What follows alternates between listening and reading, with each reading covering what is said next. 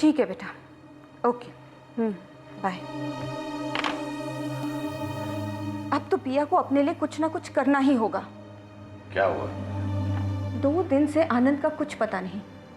घर पे इंतजार कर करके जब पिया परेशान हो गई और वो सारा और मोहन के साथ शाम को रेस्टोरेंट में गई खाना खाने, तो उसने वहां आनंद और रत्ना को एक साथ देखा। आप क्यों नहीं कुछ करते? देखो, अगर तुम ये सोच रही हो कि मुझे उन दोनों का डाइवोर्स करवा देना चाहिए तो तुम गलत सोच रही हो, क्योंकि मैं ऐसा हरगिज नहीं करूंगा। तो आप क्या करेंगे? हर चीज का अंजाम जल्दबाजी नहीं होता और हर चीज का रिजल्ट लड़ाई नहीं होती। कुछ मसले ऐसे होते हैं जिन्हें बैठ के सुलझाया जा सकता है, और मेरे ख्याल से ये मसला भी कुछ वैसा ही है।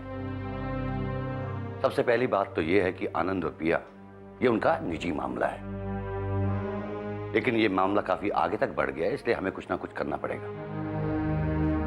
मैं जाऊंगा आनंद से, उससे बात करूंगा।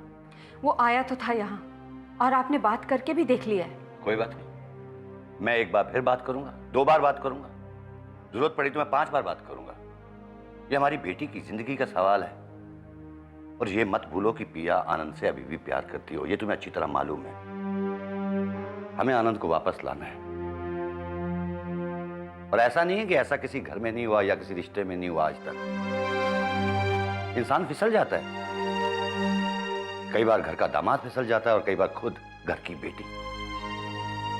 नंदिनी, वक्त बदल रहा है, कहीं ना कहीं लोगों को रिश्ते में कुछ कमी नजर आ रही है, और वही कमी फिर शिकायत में तब्दील हो जाती है, और वही शिकायत फिर रिवोल्ट बन जाती है। कहीं ना कहीं कुछ तो कम होगा उन दोनों के रिश्ते में। आप पिया पे इल्जाम लगा रहे हैं? मैं किसी पे कोई इल्जाम नहीं लगा रहा हूं। मैं आनंद से मिलूंगा, उससे पूछूंगा कि उसने ऐसा क्यों किया। हम एक बेटी के माँ बाप हैं। मैं कल मुंबई जाऊंगा।